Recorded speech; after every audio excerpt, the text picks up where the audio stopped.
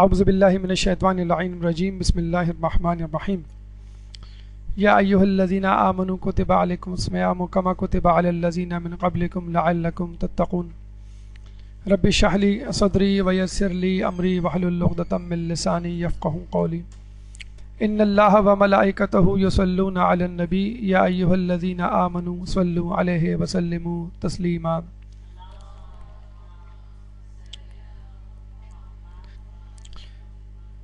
آداب قرآن کے حوالے سے ہماری گفتگو کا ایک حصہ پہلے ہو چکا ہے۔ آج انشاءاللہ بقیہ آداب قرآن آپ کے سامنے پیش کیے جائیں گے، اور اس حوالے سے آپ کو یاد ہوگا کہ ہم نے جو گفتگو اس سے پہلے کی ہے اس میں یہ آپ کے سامنے آداب رکھے گئے کہ قرآن کو تلاوت کرنے سے پہلے اور اس کے دوران انسان کے اندر جو شرائط، جو خوبیاں، جو وصف پیدا ہونی چاہیے، اس میں پہلا وصف یا شرط جو ہے وہ طہارت ہے، یعنی غسل اور وضو۔ اس کے بعد خلوص، یعنی پورے خلوص کے ساتھ قرآن کی تلاوت کی جائے۔ نمبر 3 دعا، یعنی جب قرآن پڑھا جائے تو دعا کی جائے کہ قرآن کا حق ادا کرتے ہوئے میں اس کی تلاوت کروں۔ 14 ادب استعاذہ، یعنی شیطان مردود سے اللہ کی مدد طلب کرنا، اعوذ باللہ من الشیطان الرجیم کہہ کر۔ 5واں ادب بسم اللہ الرحمن الرحیم۔ 6واں ادب جگہ، جو کہ آپ کا گھر بھی ہو سکتی ہے اور مسجد بھی۔ 7واں ادب ناظرہ، یعنی دیکھ کر قرآن تلاوت کرنے کا ثواب زیادہ ہے بنسبت بغیر دیکھے۔ 8واں ادب آواز، یعنی آواز کو اونچا رکھا جائے یا دھیما، دونوں کے اپنے اپنے فوائد ہیں۔ 9واں ادب لحن، یعنی خوبصورت آواز کے ساتھ قرآن کی تلاوت کی جائے۔ 10واں ادب لہجہ، لب و لہجہ عربوں والا ہو کیونکہ قرآن عربی میں نازل ہوا۔ 11واں ادب پابندی تلاوت ہے، یعنی کب اور کتنی آیات، کتنا حصہ قرآن کا تلاوت کیا جائے۔ 12واں ادب غور و فکر، کہ قرآن کو پڑھتے ہوئے اس پہ غور کرنا کتنا ضروری ہے، اور ظاہر سی بات ہے غور و فکر اس وقت تک ممکن نہیں جب تک استماع، یعنی اس کو بغور سنا نہ جائے۔ 14واں ادب آیات سجدہ کے وقت ہماری کیا ذمہ داری ہے اور اس کے کیا مسائل ہیں۔ 15واں ادب ختم تلاوت کس طرح کی جائے، کیا دعا مانگی جائے۔ 16واں ادب ختم قرآن، یعنی مکمل قرآن جب ختم کیا جائے تو اس کا کیا طریقہ کار ہے، کس کو ہدیہ، کیسے ہدیہ کیا جائے۔ 17واں ادب حفظ قرآن، کہ کیا فضائل ہیں، قیامت میں کیا تحائف اور انعامات ہیں اللہ کی طرف سے ایک حافظ کے لیے۔ 18واں ادب احترام قرآن، کس طرح ممکن ہو اگر اس کو نہ بھی پڑھا جائے تو بھی احترام ضروری ہے۔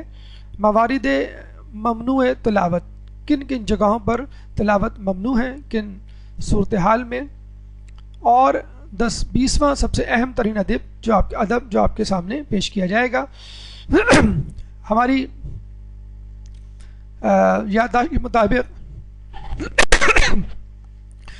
جو ادب ہم گفتگو میں پیش کر رہے تھے آپ کے سامنے وہ تھا غور و فکر۔ 11 آداب ہم آپ کے سامنے پیش کر چکے۔ 12واں ادب یعنی غور و فکر زیر گفتگو تھا۔ آپ کو معلوم ہے کہ یہ تمام شرائط، یہ تمام تقاضے قرآن کی تلاوت کے حوالے سے فقط اس لیے ہے کہ قرآن پر غور و فکر کیا جائے۔ اگر قرآن پر غور و فکر نہ کیا جائے تو پھر قرآن کا پڑھنا، اس کا تلاوت کرنا عبث ہے۔ اللہ تعالیٰ سورہ صاد آیت نمبر 29-29 میں فرماتا ہے، کتاب انزلناہ الیک مبارک لیدبروا آیاتہ ولیتذکر اولو الالباب، کہ وہ کتاب جو تم پر نازل کی گئی ہے مبارک کتاب ہے تاکہ تم اس کی آیات پر غور کرو، اور جو عقل و دانش والے ہیں وہ اس سے نصیحت پکڑیں۔ تو قرآن کا نازل کرنا فقط اس لیے ہے کہ ہم اس کی آیات پہ تدبر کریں اور اس سے نصیحت پکڑیں، سبق حاصل کریں، مشورے حاصل کریں، اپنے زندگی کے مسائل کے حل تلاش کریں۔ لیکن پہلا مرحلہ بہرحال تدبر، تفکر، غور و فکر کا ہے۔ قرآن کی آیات پر غور و فکر کیے بغیر آپ قرآن کی آیات سے، قرآن کے واقعات سے کوئی نصیحت حاصل نہیں کر سکتے۔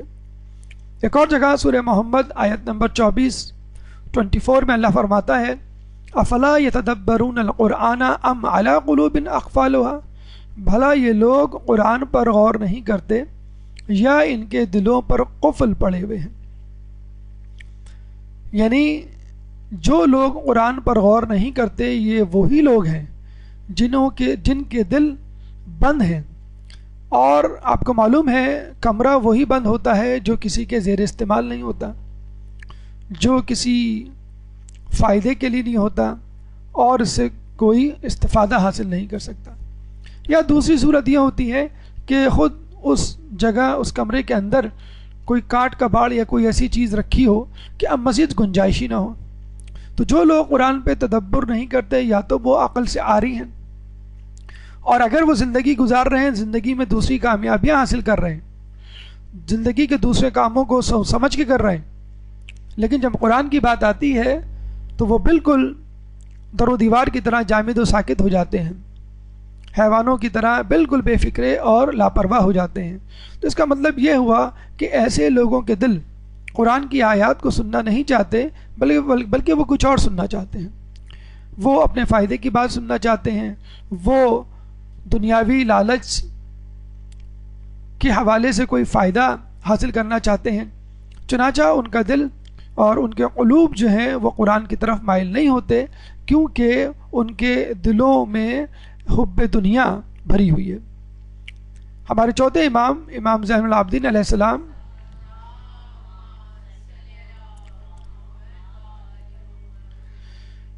کے بارے میں ملتا ہے کہ وہ 3 دن میں قرآن ختم کیا کرتے تھے۔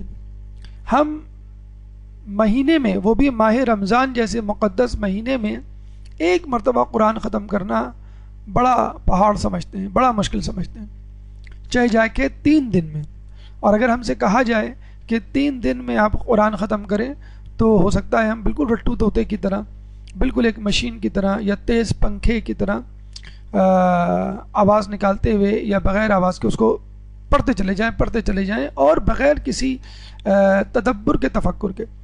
اب یہاں یہ بات پیدا ہوتی ہے کہ امام بہرحال امام تھے، اور امام کبھی بھی کوئی ایسا کام نہیں کرتا کہ جو کہ ناقص ہو، اس میں کوئی نقص ہو۔ جب قرآن خود کہہ رہا ہے کہ مجھے تدبر سے پڑھو، میری آیات پہ غور و فکر کرو، تو یہ کیسے ممکن ہے کہ امام قرآن پڑھے اور اس پہ تدبر نہ کرے؟ اب سوال یہ پیدا ہوتا ہے کہ جب امام 3 دن میں ایک مرتبہ قرآن ختم کر لیا کرتے تھے تو یہ کیسے ممکن ہے کہ وہ تدبر بھی کرتے ہوں؟ امام خود فرماتے ہیں، اور امام نعوذ باللہ جھوٹ نہیں بول سکتا، امام صادق ہوتا ہے پیغمبر کی طرح۔ امام خود فرماتے ہیں کہ میں 3 دن میں قرآن ختم کر لیا کرتا ہوں، اور وہ اس لیے کہ میں ہر آیت پر رک کر غور و فکر، تدبر کرتا ہوں اور اس کی شان نزول اور پس منظر کو دیکھتا ہوں، یعنی اس کی پوری تفسیر کو ذہن میں رکھ کر اس آیت کو سمجھ کے آگے بڑھتے ہیں۔ اچھا، آپ ہو سکتا ہے اس بات سے شاید اتفاق نہ کریں یا اتفاق کریں، پھر بھی وہ بات سمجھ میں نہ آئے۔ وہ یہ کہ یہ کیسے ممکن ہے کہ اتنی جلدی آدمی پڑھ بھی لے اور سمجھ بھی لے، تفکر، تدبر بھی کر لے۔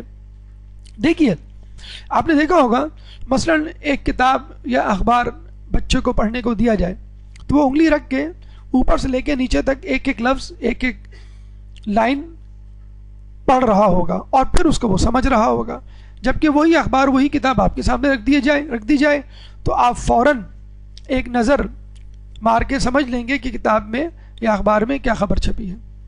تو اس کا مطلب کیا ہوا؟ ہماری مثال بالکل بچوں کی طرح ہے کہ اگر ہم قرآن پڑھیں گے تو پہلے اس کے زیر زبر دیکھیں گے، اعراب دیکھیں گے، پھر جو ہے تلفظ دیکھیں گے، پھر جو ہے اس کا ترجمہ دیکھیں گے، پھر جو ہے اس کا مفہوم تلاش کریں گے، پھر اس کا شان نزول اور تفسیر کی طرف جائیں گے، وغیرہ وغیرہ۔ جبکہ امام یہ تمام فاصلے لمحے بھر میں طے کر لیتے ہیں۔ منطق میں ہمیں پڑھایا جاتا ہے کہ علم جو ہے وہ 5 حصوں میں حاصل کیا جاتا ہے۔ سب سے پہلے تو وہ مشکل جو آپ کے سامنے ہے، جس کو آپ کو حل کرنا ہے اور اس کی معرفت حاصل کرنی ہے۔ پھر اس مشکل کی نوع یعنی قسم کیا ہے۔ پھر تیسرا مرحلہ، آپ کی سوچ اس مشکل سے آپ کے ذہن میں موجود معلومات کی طرف آتی ہے اور وہ سفر طے کرتی ہے نامعلوم سے معلوم کی طرف۔ چوتھا مرحلہ آپ کا علم، آپ کی وہ فکر، آپ کی عقل میں موجود معلومات میں وہ معلومات تلاش کرتی ہے جس علم کی وجہ سے آپ اس مسئلے کو حل کریں۔ پانچواں مرحلہ پھر دوبارہ آپ وہ علم بطور اوزار لے کے اس مشکل کی طرف جاتے ہیں اور پھر اس مشکل کو حل کرتے ہیں۔ تو علماء اعلام فرماتے ہیں کہ آخر کے 3 مرحلے بعض اوقات ایک ہی چھلانگ میں، ایک ہی جست میں طے ہو جاتے ہیں۔ یعنی مشکل آپ کے سامنے آئی اور آپ کو پتہ چل جاتا ہے کہ اس مشکل کو کیسے حل کرنا ہے میری سابقہ معلومات کے مطابق۔ تو ہماری معلومات اتنی نہیں ہے جتنی ائمہ کی معلومات تھی، اور ظاہر سی بات ہے ہر دور میں ہمارا ہر امام دنیا بھر کے تمام انسانوں سے سب سے زیادہ علم رکھتا ہے، علم غیب بھی رکھتا ہے اور ظاہر کا علم، باطن کا علم، بحر و بر کا علم، قرآن کا علم، تمام علوم۔ لیکن اس کے باوجود بھی امام یہ ضروری سمجھتے ہیں کہ جب بھی میں کوئی آیت پڑھوں اس پہ تدبر ضرور کروں، حالانکہ ان کو معلوم ہے کہ جو میں پڑھ رہا ہوں اس پہ کیا لکھا ہے، اس میں کیا عبرت، کیا پیغام پوشیدہ ہے۔ تو یہ ہمارے لیے ایک پیغام ہے کہ اگر امام 3 دن میں قرآن ختم کرتے ہوئے بھی تدبر کر سکتے ہیں تو ہم اگر 1 مہینے میں قرآن ختم کریں تو اس پہ تھوڑا بہت تدبر ضرور ہونا چاہیے۔ اور صرف معصومین کی حد تک محدود نہیں ہے، دنیا میں بہت سارے ایسے واقعات گزرے ہیں کہ جس میں لوگوں نے تدبر کیا، تفکر کیا اور نجات پائی۔ ہارون رشید کا نام آپ نے سنا ہوگا، دشمنان اہل بیت میں سے ایک دشمن، لیکن اس کی بیوی ملکہ زبیدہ محبان اہل بیت میں سے تھی اور باتقویٰ پرہیزگار عورت تھی۔ کئی قصے ہمیں ملکہ زبیدہ کے حوالے سے ملتے ہیں، جیسے بی بی آسیہ کے بارے میں ملتا ہے فرعون کے دربار میں۔ اسی طرح ملکہ زبیدہ کے بارے میں ملتا ہے کہ وہ ایک دفعہ قرآن پڑھ رہی تھی اور قرآن پڑھتے پڑھتے وہ اس آیت پر پہنچی، لن تنالوا البر حتى تنفقوا مما تحبون۔ 4 پارے کی پہلی آیت ہے، سورہ آل عمران کی 92 آیت، 92 آیت نمبر 92۔ تو اس آیت میں اللہ کیا فرماتا ہے؟ لن تنالوا البر، تم نیکی کو اس وقت تک پا نہیں سکتے، حتی تنفقوا مما تحبون، کہ اس چیز میں سے خرچ کرو جو تمہیں پسند ہے۔ یعنی جو پسندیدہ ترین چیز ہے جب تک وہ نہیں خرچ کرو گے اس وقت تک تم نیکی کو نہیں پا سکتے۔ ہمارا کیا حال ہے؟ اگر کپڑے پھٹ جائیں، کپڑوں کا رنگ اتر جائے تو ہم کسی غریب کو دے دیتے ہیں، کھانے میں سے بدبو آ جائے، لگے کہ سڑ رہا ہے یا سڑ چکا ہے، وہ ہم ماسی کو دے دیتے ہیں۔ تو گھر کی جو چیز ہمارے زیر استعمال نہیں ہوتی یا استعمال کے قابل نہیں ہوتی یا ہماری شان و شوکت کے خلاف ہوتی ہے وہ چیز ہم صدقہ و خیرات میں دے دیتے ہیں، اور جو بہترین چیز ہے وہ ہم اپنے لیے رکھتے ہیں۔ تو ملکہ زبیدہ نے جب یہ آیت پڑھی تو اس نے سوچا لمحے بھر کے لیے، مجھے کیا ایسی چیز پسند ہے جس کو میں عزیز رکھتی ہوں اور خدا کی راہ میں مجھے وہ چیز قربان کر دینی چاہیے اگر میں نیکی کرنا چاہتی ہوں۔ تو اس نے خوب سوچا اور اس نتیجے پہ پہنچی کہ جو قرآن اس کے پاس ہے اس پہ جو غلاف چڑھا ہوا ہے اس غلاف پہ اس نے اپنی پسند کے قیمتی ہیرے جواہرات جڑوائے تھے۔ جیسے ہم خواتین کے ڈریسز میں دیکھتے ہیں مختلف قسم کے موتی اور مختلف قسم کے قیمتی دھاگے سے مزین کچھ نقش و نگار بنے ہوتے ہیں، اور بعض اوقات وہ قیمت جو ہے ہزاروں میں پہنچ جاتی ہے، کئی ہزار میں پہنچ جاتی ہے۔ اسی طرح اگر کسی غلاف میں، کسی کپڑے میں ہیرے جواہرات جڑے ہوئے ہوں تو آپ اندازہ لگا لیجئے اس غلاف کی قیمت کتنی ہو جائے گی۔ چنانچہ اس نے اسی وقت قرآن کے غلاف میں سے ہیرے نکلوائے، جوہری کو بلوایا اور اس سے پوچھا کہ ان کی کیا قیمت ہے۔ اس نے ایک بہت خطیر رقم بتائی۔ وہ تمام ہیرے جواہرات ملکہ زبیدہ نے اس جوہری کے ہاتھ بیچ دیے، اور اس سے جو رقم حاصل ہوئی اس سے اس نے حجاز میں ایک نہر کھدوائی جس میں سے پانی نکلا، اور اس پانی سے وہاں کے لوگ سیراب ہوئے۔ آج بھی اگر آپ حجاز کے علاقے میں جائیں تو یہ نہر زبیدہ کے نام سے کھنڈرات کی صورت میں اب تبدیل ہو چکی ہے، تو کھنڈرات کی صورت میں اس کے آثار آپ کو کم از کم وہاں مل جائیں گے۔ تو ایک ملکہ، ایک عورت جو ایک ایسے شخص کی بیوی جو دشمنان اہل بیت میں سے تھا، وہ اگر اپنی بہترین چیز، محبوب ترین چیز قرآن کی آیت کے مطابق بیچ کر اور اس کے پیسے صدقہ خیرات کر کے نیکی کی منزل کو پہنچ سکتی ہے، تو یہ کام ہم کیوں نہیں کر سکتے؟ لیکن پھر وہی بات، قرآن کی کسی بات پر عمل کرنے سے پہلے ضروری ہے کہ ہم اس کی بات، اس کے مشورے، اس کی نصیحت، اس کے قصوں اور اس کی آیات پر تدبر کریں۔ تدبر و تفکر و غور و فکر کے بغیر قرآن پر عمل کرنا محال ہے۔ اور ایک حدیث میں تنبیہ کی گئی ہے، خبردار جس تلاوت میں غور و فکر نہ ہو اس میں کوئی بھلائی نہیں۔ حقیقت ہے کہ جس طرح ہمیں روزے کے حوالے سے ملتا ہے کہ کئی روزے دار ایسے ہیں جن کو بھوک پیاس کے سوا کچھ نہیں ملتا، کئی عبادت گزار ایسے ہیں کہ جن کو تھکاوٹ کے سوا کچھ نہیں حاصل ہوتا، تو اسی طرح کچھ ایسے بھی قاری اور کئی ایسے تلاوت کرنے والے مل جائیں گے کہ جن کے تلاوت میں کوئی بھلائی نہیں، کیونکہ وہ اس تلاوت میں غور و فکر نہیں کرتے۔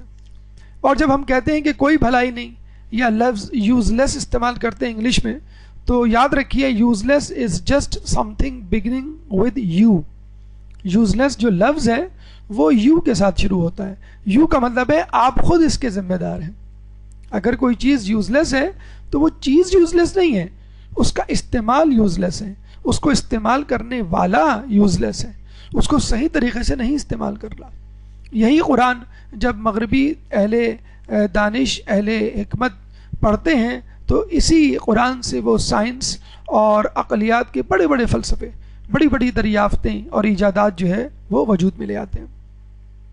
نپولین کا قصہ ہم نے آپ کو سنایا تھا کہ کس طرح اس نے قرآن کو پڑھ کر سمجھ کر یہ فیصلہ کیا کہ قرآن سب سے آخری اور مستند کتاب ہے، اور اگر مسلمان اس سے جڑے رہے تو فلاح پائیں گے، چنانچہ اس سے اس کو دور کر دو، قرآن کو مسلمانوں سے دور کر دو۔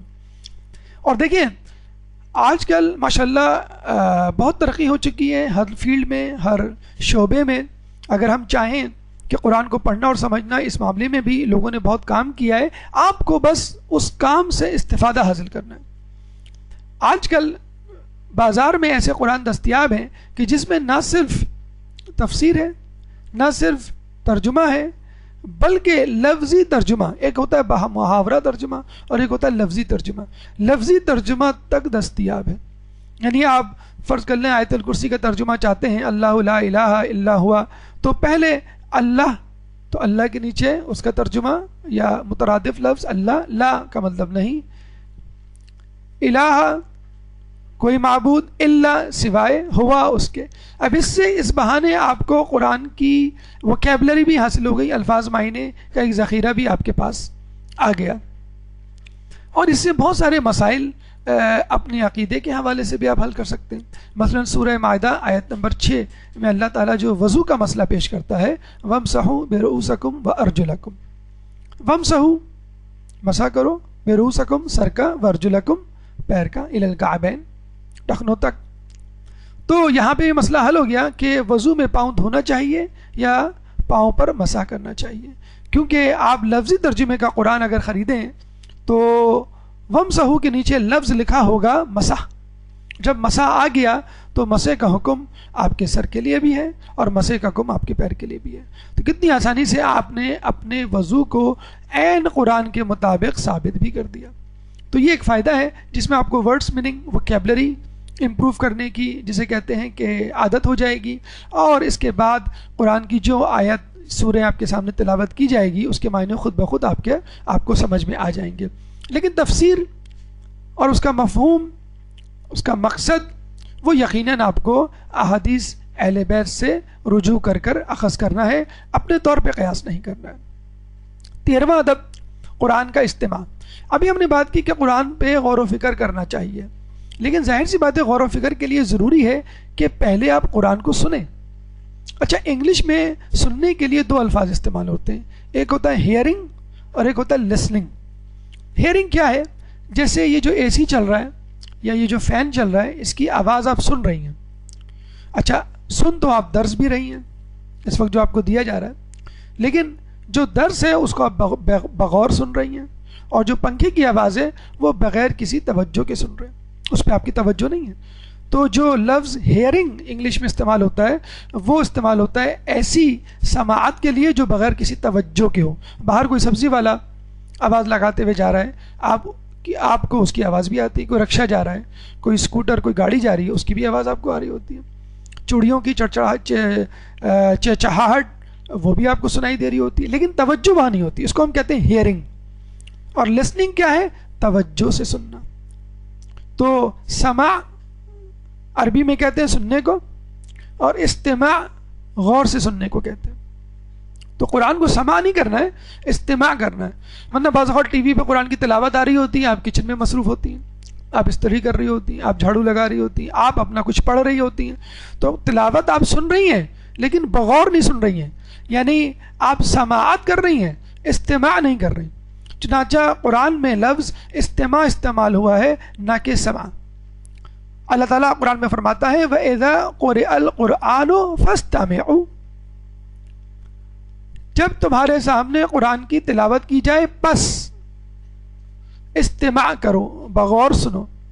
لَهُ وَأَنصِتُوا لَعَلَّكُمْ تُرْحَمُونَ, اور خاموش ہو جاؤ. لَعَلَّكُمْ تُرْحَمُونَ, تاکہ تم پہ رحم کیا جائے. ابھی ہم نے کہا کہ غور و فکر ضروری ہے, پھر ہم نے کہا غور و فکر سے پہلے استماع ضروری ہے, یعنی غور سے سننا. اور غور سے سننے کے لیے خاموش ہونا ضروری ہے. اور خاموشی کا مطلب فقط بولنا نہیں ہے, خاموشی کا مطلب یہ بھی ہے کہ آپ تمام کاموں سے اپنے آپ کو فارغ کر لیں.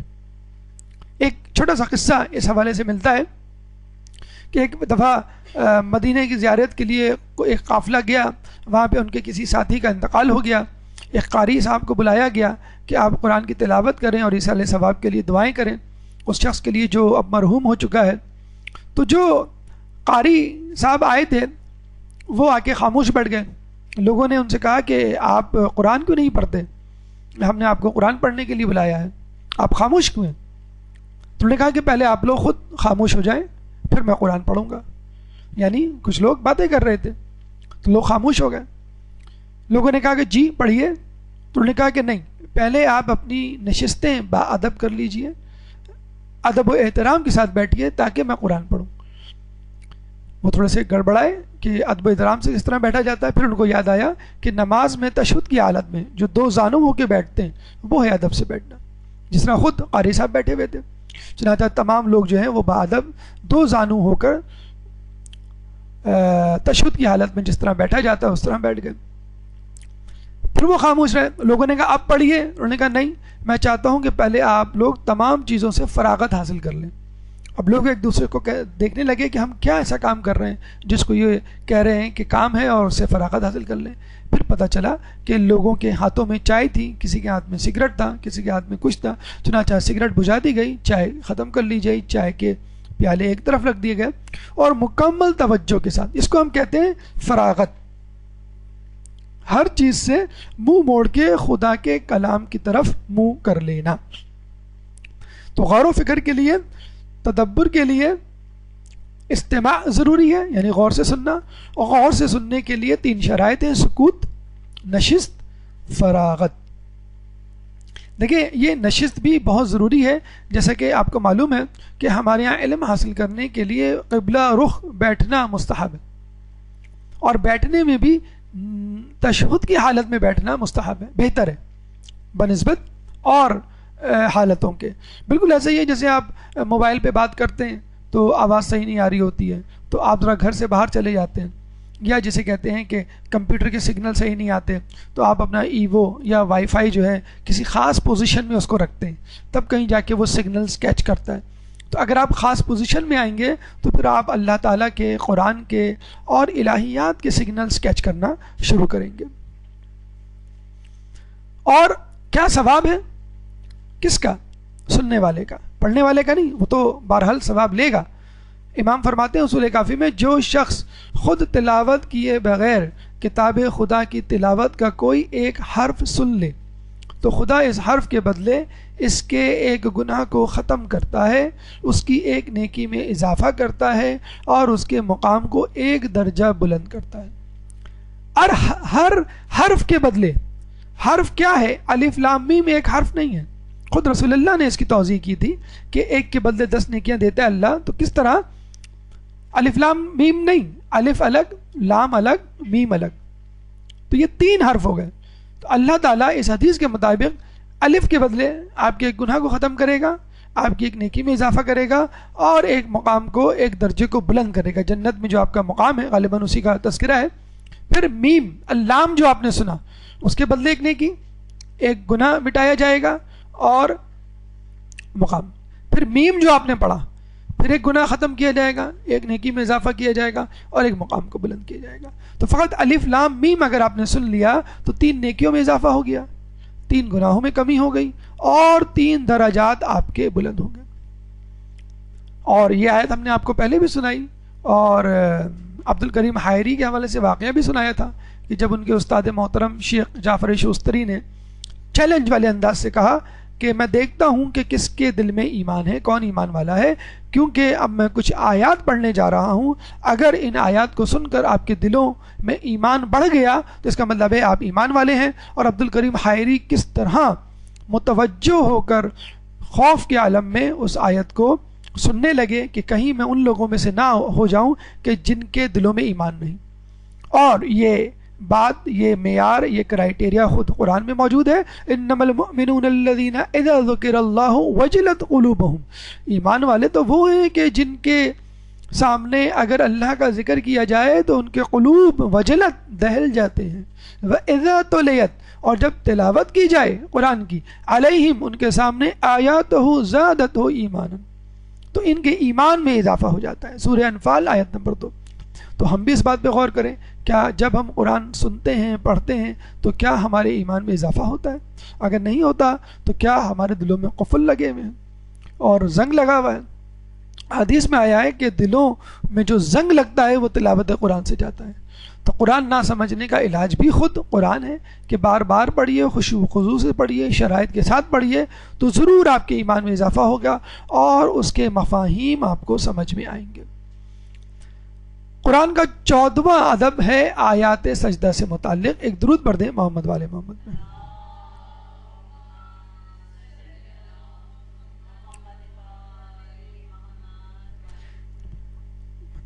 آیات سجدہ وہ ہیں کہ جن کو سن کر آپ کے لیے سجدہ کرنا واجب یا ضروری ہو جاتا ہے. ویسے تو آیات سجدہ بہت ہیں جن کو سن کر آپ کو سجدہ کرنا چاہیے، لیکن 4 آیات ایسی ہیں کہ جن کو سن کر آپ کے لیے سجدہ واجب ہو جاتا ہے. سورہ حامیم سجدہ 15ویں آیت، سورۃ فصلت 38ویں آیت، سورہ نجم آخری آیت، اور سورہ علق کی بھی آخری آیت. یہ 4 آیات ایسی ہیں کہ جن کو پڑھ کر انسان کے لیے سجدہ کرنا واجب ہو جاتا ہے. باقی بھی آیات سجدہ ہیں لیکن ان کے لیے سجدہ کرنا مستحب ہے. ضروری اور واجب سجدے کی 4 ہی آیات ہیں. اچھا، کچھ لوگ پتہ نہیں کیوں اس واجب سجدے سے کتراتے ہیں، بچتے ہیں، اور جب کہیں یہ آیت پڑھی جاتی ہے تو آیت پڑھنے سے پہلے اگر آپ کو معلوم ہو جائے کہ آیات سجدہ آنے والی ہے تو فوراً آپ کہتے ہیں کہ بھئی آیت سجدہ نہ پڑھو، یا آہستہ پڑھو، یا اس کو اسکپ کر دو. کیوں کہ آپ کو سجدہ کرنا پڑ جائے گا. یہ بہت اخلاقی طور پہ بہت ہی غلط بات ہے. ایسا نہیں ہونا چاہیے. اگر آپ کسی ایسی حالت میں ہیں، کسی ایسی جگہ ہیں جہاں پہ آپ سجدہ نہیں کر سکتے، تو وہاں پہ اس قسم کی سوچ اگر آپ کے اندر آئے تو وہ ایک الگ بات ہے. لیکن قرآن کی آیت پہ اگر آپ کو سجدہ کرنا پڑ جائے تو سجدہ تو اللہ تو وہ محبوب ہے. یہ وہی سجدہ ہے کہ جس کو کرنے سے شیطان نے انکار کر دیا تھا. اور شیطان سب سے زیادہ ناخوش اور تل ملاتا اور غصے میں اس وقت آتا ہے جب وہ ابن آدم کو سجدے کی حالت میں دیکھتا ہے، کیونکہ یہ وہی سجدہ تھا جس کے انکار پر شیطان بنا. اور یہ تھوڑی سی ہماری مسائل کے معاملے میں کم فہمی ہے، کم علمی ہے، جس کی وجہ سے ہم گھبراتے ہیں. اگر مسائل فقہ اچھی طرح ہمیں سمجھ میں آ جائیں تو یقین کیجئے ہماری زندگی مشکل ہونے کی بجائے آسان ہو جائے. مثلا مسائل سجدہ میں بہت زیادہ لینینسی ہے، رعایت ہے. جب تک آپ پوری آیت نہ سنیں اس وقت تک سجدہ واجب نہیں ہے. آیت کا ایک ٹکڑا، ایک لفظ، آدھی آیت سن کر سجدہ واجب نہیں ہوتا. ضروری ہے کہ آیت براہ راست سنی جائے. اس کی ریکارڈنگ اگر آپ سنیں گے ٹی وی پہ، کمپیوٹر پہ، اپنے MP3 پہ، تو ریکارڈنگ پہ سجدہ نہیں ہے. ہاں اگر ٹی وی اور ریڈیو یا انٹرنیٹ پر کوئی قرأت براہ راست نشر کی جا رہی ہے، لائیو ریکارڈنگ نہیں بلکہ لائیو پروگرام آ رہا ہے، تو پھر سجدہ آپ کے لیے واجب ہو جائے گا. سجدہ ضروری ہے فوراً کیا جائے. اگر آپ کسی ایسی جگہ ہیں جہاں سجدہ ممکن نہ ہو تو جب بھی آپ کو موقع ملے فوراً سجدہ کریں. بہت زیادہ رعایت ہے، یعنی وضو ضروری نہیں. ٹھیک ہے قرآن پڑھتے ہوئے آپ وضو کریں، اس کو ہاتھ لگانے کے لیے وضو ضروری ہے، لیکن فرض کر لیں آپ کسی ایسی جگہ ہیں بیٹھے ہوئے ہیں جہاں آپ کا وضو نہیں ہے، سامنے والا قرآن پڑھ رہا ہے اور وہ آیت سجدہ پہ آ جاتا ہے، تو آپ سجدہ کر سکتے ہیں بغیر وضو کے. قبلہ رخ ہونا ضروری نہیں، جس جگہ چاہیں ڈائریکشن میں آپ قبلہ سجدہ کر لیں. حجاب ضروری نہیں، جو خواتین کے لیے ایک مخصوص حجاب ہوتا ہے اس حجاب میں آپ کو نماز پڑھنی ہوتی ہے. خواتین پریشان ہوتی ہیں کہ اب سجدہ کرنا ہے تو سجدہ نماز کا حصہ ہوتا ہے، اس لیے ہمیں نماز والی چادر یا نماز والا حجاب ہمیں کرنا چاہیے، پھر کہیں جا کے ہم سجدہ کریں گے. تو حجاب ضروری نہیں اور ذکر بھی ضروری نہیں. چاہیں تو کریں چاہیں تو نہ کریں، اور ذکر میں بھی چاہیں تو کچھ بھی پڑھ لیں. ورنہ ایک مولا علی سے ایک روایت کی ہوئی دعا ہے جو کتابوں میں آپ کو مل جائے گی، جو پڑھنا مستحب ہے. ورنہ آپ کوئی بھی ذکر کر سکتے ہیں، چاہیں تو نہ بھی کریں. اور یہ حدیث میں یہ بات آئی ہے کہ انسان جب سجدے کی حالت میں ہوتا ہے تو خدا کے تقرب میں ہوتا ہے. بہترین پوزیشن، بہترین حالت جو اللہ تعالیٰ کو انسان کے حوالے سے پسند ہے وہ ہے سجدے کی حالت. کیونکہ سجدے میں انسان اپنی عقل جو کہ سر میں ہوتی ہے، پیشانی کے پیچھے ہوتی ہے، اور عقل میں بھی وہ حصہ کہ جو کہ تفکر تدبر کی طرف انسان کو گائیڈ کرتا ہے، رہنمائی کرتا ہے، وہ حصہ آپ کس پہ لگا رہے ہوتے ہیں؟ خاک پر، مٹی پہ، جو کہ دنیا کی حقیقی ترین شے ہے. تو افضل ترین شے یعنی عقل جب احقر ترین شے یعنی مٹی سے ملتی ہے، جڑتی ہے، تو یہ حالت انسان کے غرور کو خاک میں ملا دیتی ہے. انسان جسے کہتے ہیں تکبر کی حالت سے نکل جاتا ہے. بس یہی وہ غرور تھا کہ جو شیطان کو عزیز تھا اور اس نے سجدہ کرنے سے انکار کر دیا کہ میں سجدہ نہیں کروں گا. اور جب انسان سجدہ کرتا ہے تو ایک طرف شیطان کو دور بھگاتا ہے، ناراض کرتا ہے، تو دوسری طرف اپنے رحمان کو، خدا کو راضی کرتا ہے. تو اس سجدے سے نہ گھبرائیں. آیت سجدہ سننی پڑے، پڑھنی پڑے تو اس کو پڑھیں اور سنیں اور سجدہ کریں. رعایتیں آپ کو معلوم ہو گئیں کہ وضو تک ضروری نہیں، قبلے کی ڈائریکشن بھی ضروری نہیں، اور حجاب بھی ضروری. جس حالت میں آپ اس حالت میں سجدہ کر سکتے. ہماری گفتگو مزید آگے چلتی ہے آداب قرآن کے حوالے سے. ختم تلاوت 15واں ادب قرآن کا. ایک درود پڑھ دیں محمد والے محمد. اللہم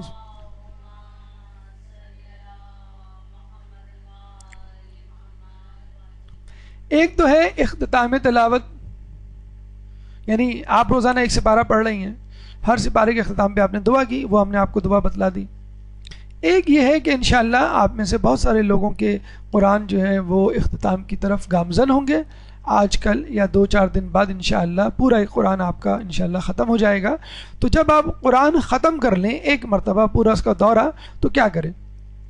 تو رسول اللہ کے پاس ایک جسے کہتے ہیں کہ یہودی آیا اور اس نے کہا کہ ہم قرآن کی ابتدا اور اختتام کیسے کریں؟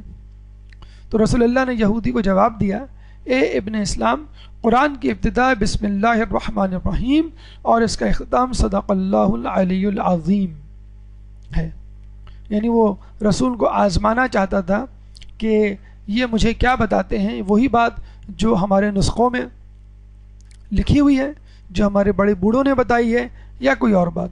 اگر یہ نبی سچا ہے تو یہ وہی بات بتائے گا جو توریت، زبور، انجیل میں لکھی ہوئی ہے. تو قرآن کی ابتدا بسم اللہ سے اور اختتام صدق اللہ سے. دعائیں ختم تلاوت، جیسے ہم نے ابتدائی تلاوت آپ کو بتلائی، اس طرح ختم تلاوت کی بھی دعائیں مذکور ہیں کتابوں میں. جو ایک دعا آپ کے لیے ہم نے منتخب کی ایک ٹکڑا، وہ یہ کہ میرے پروردگار مجھے ان لوگوں میں قرار دے جو اس کے حلال کو حلال اور اس کے حرام کو حرام سمجھے. ابھی ہم نے آپ کو بتلایا کہ تدبر آپ کو بتلاتا ہے کہ قرآن آپ سے کیا کہہ رہا ہے. ورنہ دنیا میں ایسے بھی لوگ موجود ہیں جنہوں نے مفاد پرستی کی بھینٹ چڑھا دیا قرآن کو، اس کی تلاوت کو، اس کی تدبر تفکر کو، اور اپنی پسند کی چیزیں سمیٹ لیں. میرے پروردگار مجھے ان لوگوں میں قرار دے جو اس کے حلال کو حلال اور حرام کو حرام سمجھے اور محکم اور متشابہ پر ایمان لانے والے ہوں. قرآن میں دو قسم کی آیت ہیں، ایک محکم جو بہت ہی کلیئر کٹ واضح ہیں، اور ایک متشابہ یعنی مشکوک ڈاؤٹ فل ہے، اور اس کے لیے ہمیں ائمہ سے رجوع کرنا ہے. خداوند قرآن کو میری قبر میں ہمدم اور ہم نشین قرار دے. یقیناً جو شخص قرآن کی تلاوت کرے گا، قرآن پہ تدبر کرے گا، قرآن پہ عمل کرے گا، اس کی قبر نور سے منور ہو جائے گی قرآن کے. اور یہی وہ نیکیاں ہیں جو ہم اپنے ساتھ قبر میں لے کے جائیں گے، نہ کہ پیسوں کی صورت میں کوئی چیز ہمارے کام آئے گی، نہ دوستوں نہ اہل و عیال کی صورت میں ہمارا کوئی اثاثہ قبر میں ہمارے ساتھ جائے گا. اگر کچھ جائے گا تو قرآن کی تلاوت اور ہماری نیکیاں. 16واں ادب ابھی جو ہم نے بات کی تھی وہ اختتام تلاوت قرآن کی، یعنی تلاوت کا اختتام ہو، روزانہ ایک سپارہ آپ پڑھ رہے ہیں تو اس کے اختتام پر آپ کیا دعا کریں. اب یہ ہے کہ آپ نے ایک ایک کر کے ماشاءاللہ 30 سپارے پڑھ لیے، اور پورا قرآن چاہے وہ 10 دن میں ہو، 20 دن میں، ایک مہینے میں، ایک سال میں، جب پورا قرآن آپ ختم کر لیں تو ختم قرآن کے وقت آپ کی کیا ذمہ داری بنتی ہے. کہتے ہیں کہ بہترین طریقہ یہ ہے کہ قرآن ختم کرتے وقت معصومین کو ہدیہ کر دیا جائے. اس کے دو فائدے، آپ کو بھی ثواب ملے گا قرآن پڑھنے کا، اور جو آپ نے ہدیہ دیا ہے معصوم کو وہ بھی آپ کو ثواب میں، آپ کے ثواب میں شامل ہو جائے گا. ایک شخص نے کہا کہ امام سے کہ میں جب کئی قرآن ختم کرتا ہوں رمضان میں، ایک رسول اللہ کو بخشتا ہوں، ایک بی بی سیدہ کو، ایک مولا علی کو، ایک امام، اس طرح بتاتا چلا گیا، تو میرے لیے کیا اجر ہے؟ تو امام نے کہا تمہارے لیے اس کی جزا یہ ہے کہ تم ان لوگوں کے ساتھ محشور ہوگے. یعنی اگر آپ نے کسی کو گفٹ دیا ہے، اگر وہ شخص تقریب میں آپ کو مل جائے تو یقیناً آپ کو بلائے گا، اپنے ساتھ بٹھائے گا، عزت دے گا. تو اسی طرح اگر معصومین کو نیکیاں اور قرآن کی تلاوت آپ ہبا کرتے ہیں تو یقیناً معصومین آپ کو اپنے ساتھ محشر میں کھڑا کریں گے، اور ان کے ساتھ انشاءاللہ آپ کا حساب کتاب ہوگا. اور جو امام کے ساتھ اپنا حساب کتاب دے گا انشاءاللہ معصومین کے ساتھ اس کا حساب کتاب انتہائی آسان ہوگا. دعا کیا کی جائے ختم قرآن میں؟ بہت ساری دعائیں مذکور ہیں. ایک دعا جو آپ کے لیے منتخب کی وہ یہ کہ میرے پروردگار میرے سینے کو قرآن کے ذریعے کھول دے. سینے کی تنگی، جس کو ہم کہتے ہیں نا کہ تنگ نظری، مایوپک ویژن، کہ ایک انسان بہت دور تک دیکھنے کی صلاحیت نہ رکھتا ہو تو ہم کہیں گے کہ یہ تنگ نظر ہے. اور ایک معنی یہ بھی ہوتے ہیں سینے کو تنگ کرنے کے کہ آدمی جو ہے کسی بات کو برداشت نہ کر سکے، کسی بات کو سمجھ نہ سکے. ایک معنی یہ ہوتے ہیں کہ آدمی جو ہے وہ بخیل ہو جائے. تو یہاں پہ فرمایا جا رہا ہے میرے سینوں کو قرآن کے ذریعے کھول دے، میرے بدن سے قرآن کے لیے کام لے.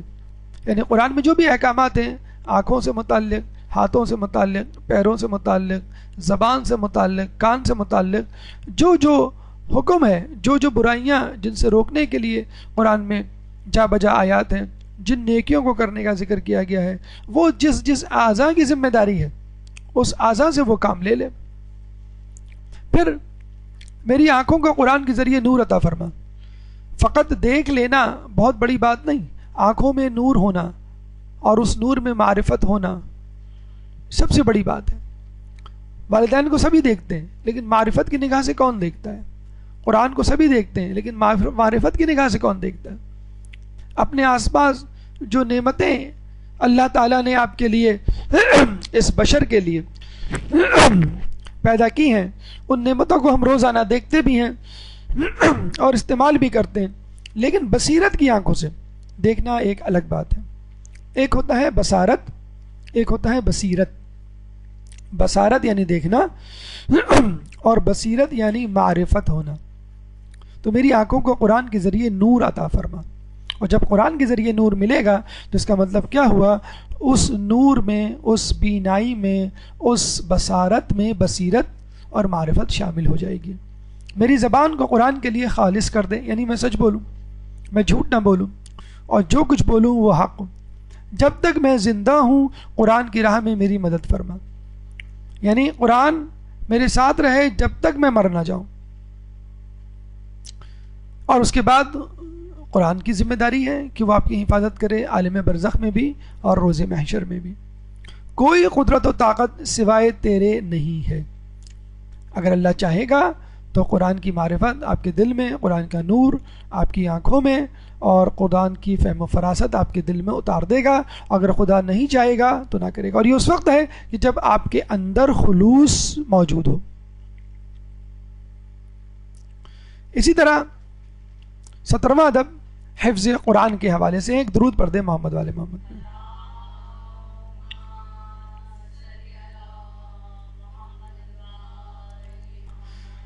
دیکھیے ہمارے یہاں ایک تنقید، ایک اعتراض اٹھایا جاتا ہے کہ مذہب اہل بیت کے ماننے والے اہل تشیع جو ہیں وہ قرآن سے دور ہیں اور حفظ قرآن سے بھی دور ہیں۔ تو اس کے بہت سارے جواب ہو سکتے ہیں، لیکن بہرحال کچھ تو ہے جس کی پردہ داری ہے۔ رائی ہوتا ہے تو پہاڑ بنتا ہے، تو یہ حقیقت ہے۔ عام انسان بھی دور ہے اور ہم بھی تھوڑے سے دور ہو گئے، حالانکہ جو حدیث ثقلین ہے اس میں دونوں کا تذکرہ ہے کہ میں اپنے پیچھے دو گراں قدر چیزیں چھوڑے جا رہا ہوں، ایک قرآن اور دوسرے اہل بیت۔ ان سے متمسک رہو گے تو گمراہ نہ ہوگے، اور یہ اس وقت تک ایک دوسرے سے جدا نہیں ہوں گے جب تک حوض کوثر میں مجھ سے ملاقات نہ کر لیں۔ تو کچھ لوگوں نے تو قرآن کو پکڑ لیا، اہل بیت کو چھوڑ دیا، وہ بھی برباد ہوئے، تباہ ہوئے، اور قیامت میں اہل بیت کے بغیر کوئی نیکی قبول نہیں ہوگی، ان کی محبت ولایت کے بغیر۔ اسی طرح کچھ لوگوں نے اہل بیت کو پکڑ کے قرآن چھوڑ دیا۔ تو دونوں چیزیں ضروری ہیں، دونوں چیزوں کو پکڑنا ضروری ہے، اور یہ دونوں آپ کے لیے جسے کہتے ہیں کہ راہ ہدایت ہے۔ حفظ قرآن کے حوالے سے جسے کہتے ہیں کہ جو ایک درود پڑھ دے محمد والے محمد میں۔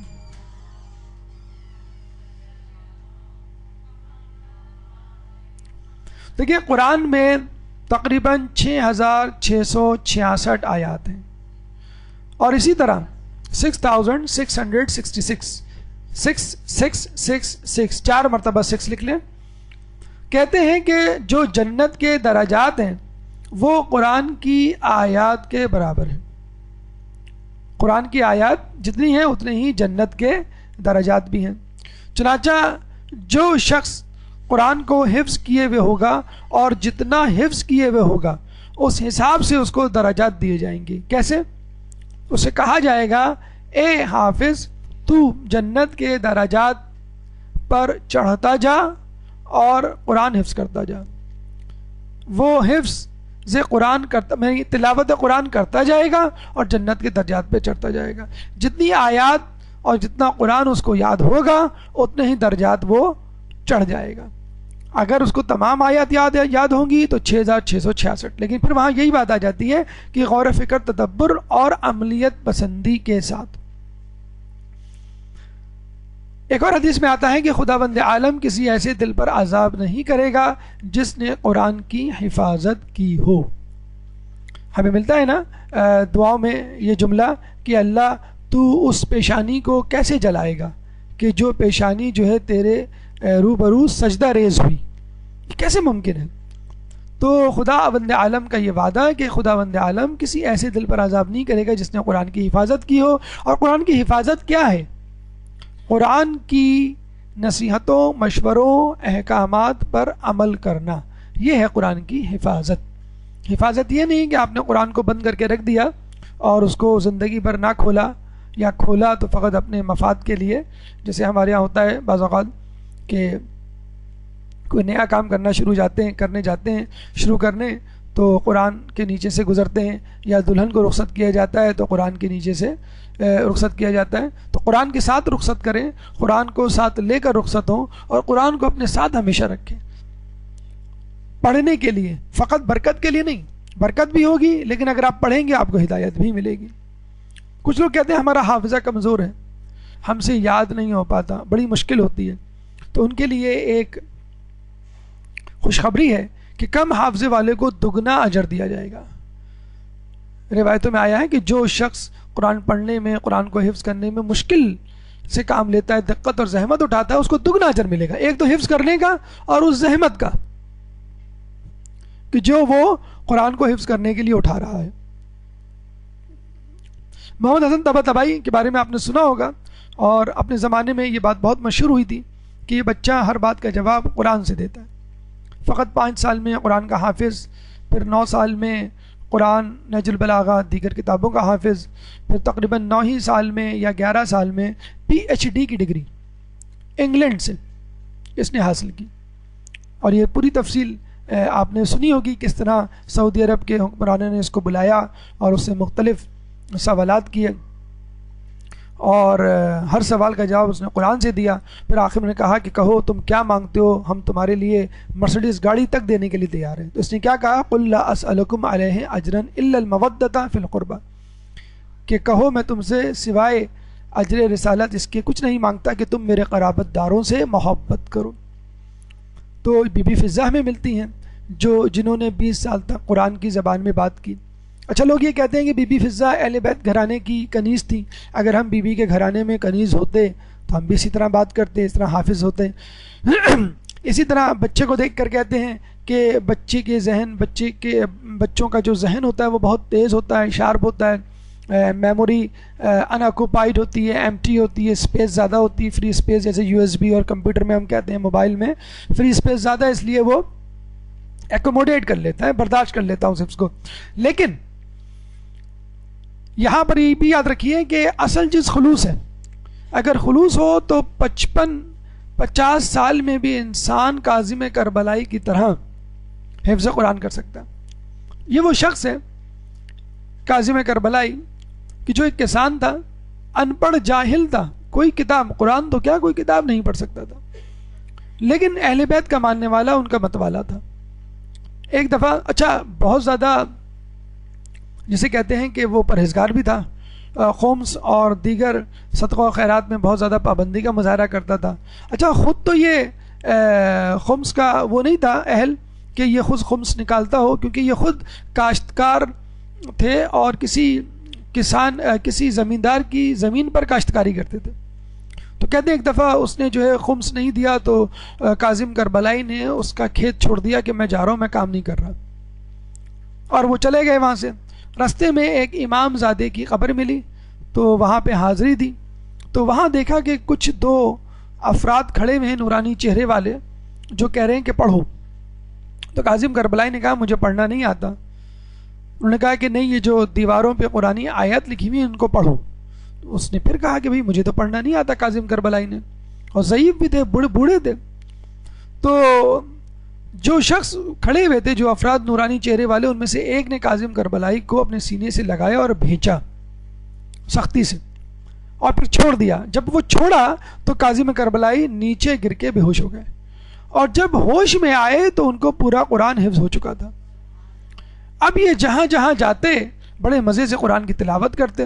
لوگ بڑے حیران ہوتے کہ ہم نے تو کبھی تم کو قرآن پڑھتے ہوئے نہیں دیکھا، ہم نے تو کبھی تمہیں کوئی کتاب پڑھتے ہوئے نہیں دیکھا، تم نے کس طرح ایک دم سے قرآن حفظ کر لیا؟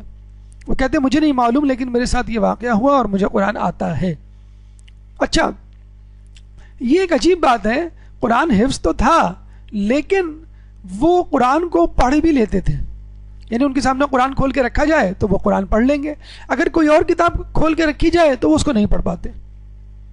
اچھا، ان کا امتحان اس طرح بھی لیا گیا کہ ایک کتاب میں قرآن کی چند آیات لکھی گئی، اور ان آیات کے درمیان قرآن کی آیت کا ترجمہ اور تشریح بھی لکھ دی گئی، اور اس طرح اس کو مکس اپ کر دیا کہ پتہ نہ چلے کہ قرآن کی آیت کہاں ختم ہوئی ہے اور ترجمہ اور تشریح کہاں شروع ہوئی ہے.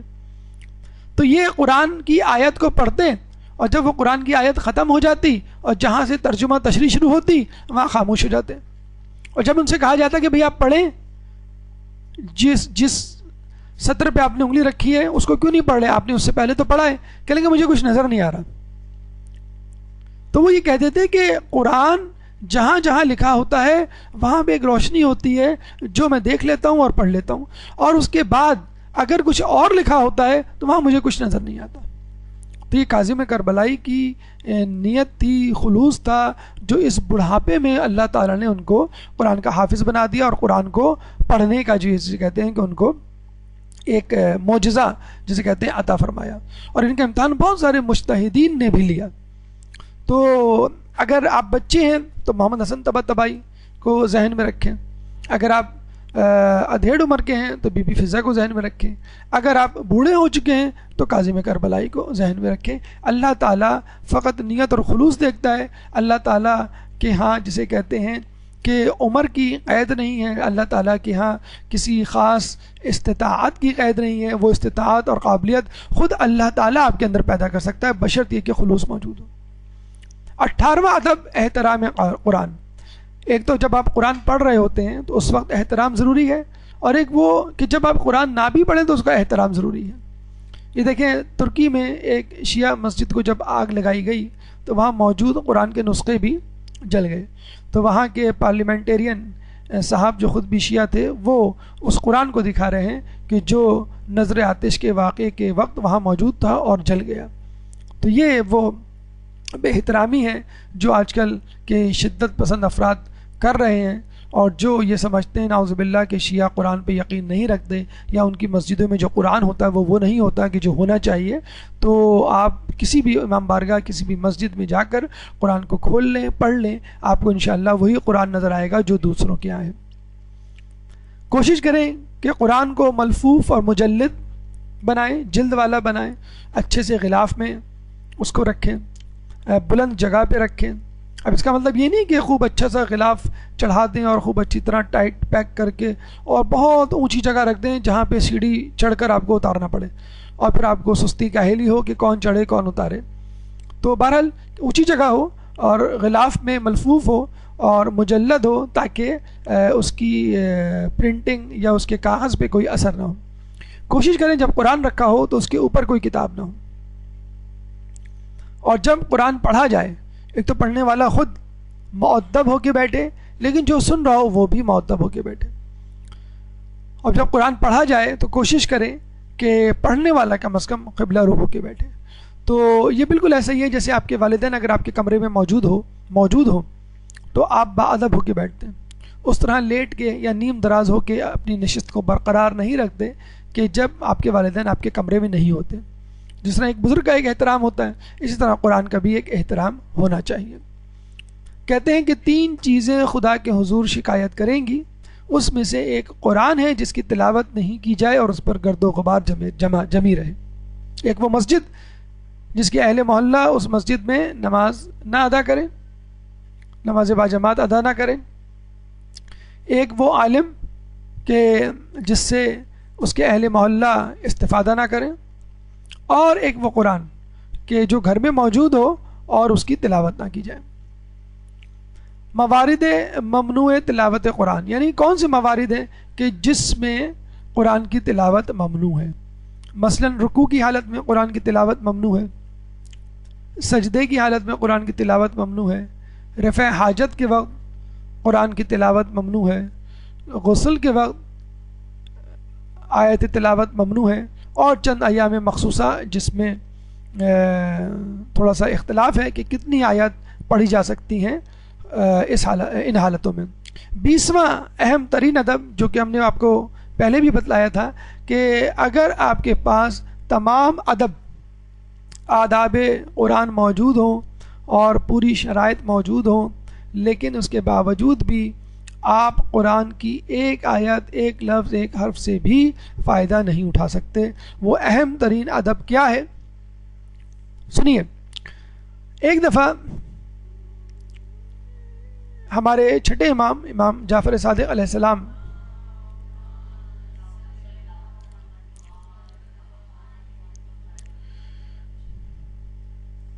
کا صحابی میسر ان کے پاس آیا اور کہنے لگا، اے امام، میرا جو پڑوسی ہے وہ بہت دل نشیں آواز میں قرآن کی تلاوت کرتا ہے اور رات رات بھر رکوع و سجود میں رہتا ہے، نماز شب پڑھتا ہے، جب میں اس کے گھر کے پاس سے گزرتا ہوں تو مجھے اس کی آواز سن کر بہت اچھا لگتا ہے، اور میں اس کی قرأت پر عش کر اٹھتا ہوں، بڑا رشک آتا ہے مجھے۔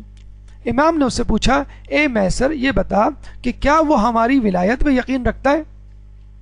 میسر نے کہا، میں نے اس کا معلوم نہیں کیا۔ یہ کہہ کر میسر چلا گیا۔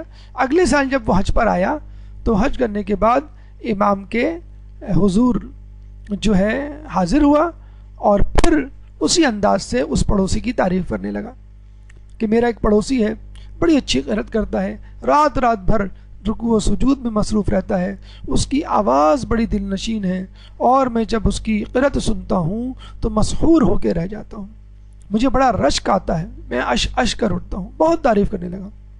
امام نے اس سے دوبارہ پوچھا کہ اے میسر یہ بتا کہ کیا وہ ہماری ولایت پہ یقین رکھتا ہے؟ میسر نے کہا، ہاں، میں نے اس دفعہ تحقیق کروائی تھی اور مجھے پتہ یہ چلا کہ وہ آپ کی ولایت پہ یقین نہیں رکھتا۔ امام نے کہا، اے میسر یہ بتا کہ دنیا میں کون سی جگہ افضل ترین ہے؟ میسر نے کہا، امام آپ خود ہی بتلائیے۔ امام نے کہا، رکن و مقام کے درمیان جگہ۔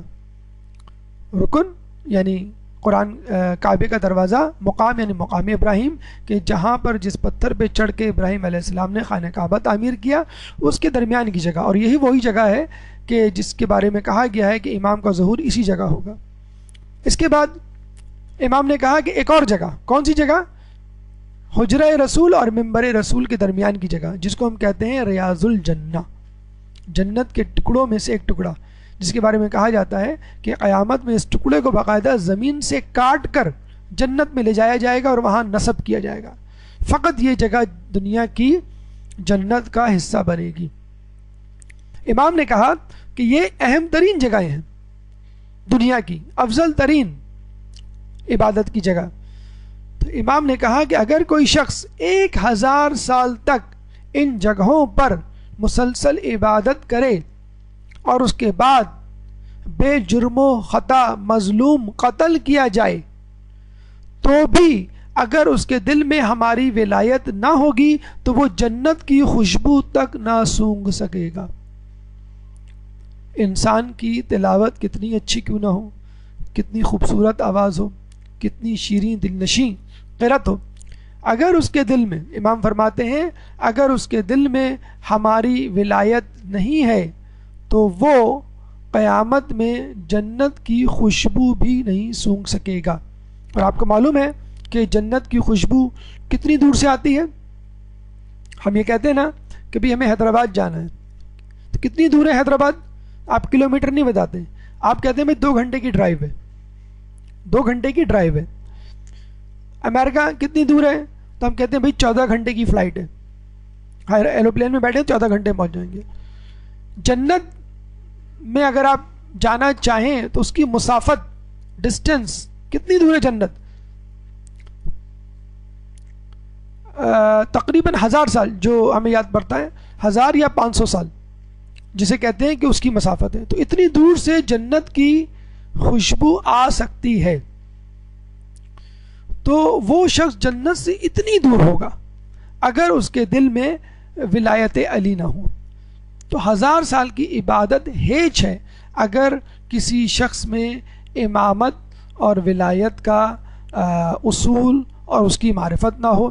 چنانچہ ان تمام آداب میں سب سے اہم ترین ادب یہ ہے کہ قرآن کے ساتھ جو چیز ملائی گئی ہے وہ اہل بیت ہیں۔ دونوں ثقلین اگر جس کے پاس ہوں گے تو وہ قیامت میں اس کی گلو خلاصی ہوگی، اس کی شفاعت ہوگی، اس کو جہنم کی آگ سے خلاصی ملے گی اور جنت میں جانے کا پروانہ ملے گا۔ اللہ تعالیٰ سے دعا ہے کہ ہمیں قرآن کی معرفت اور تلاوت کے ساتھ ساتھ اہل بیت کی شفاعت بھی نصیب فرمائے۔ اس کے ساتھ ہی ہماری گفتگو آداب قرآن کے حوالے سے اپنے اختتام کو پہنچی۔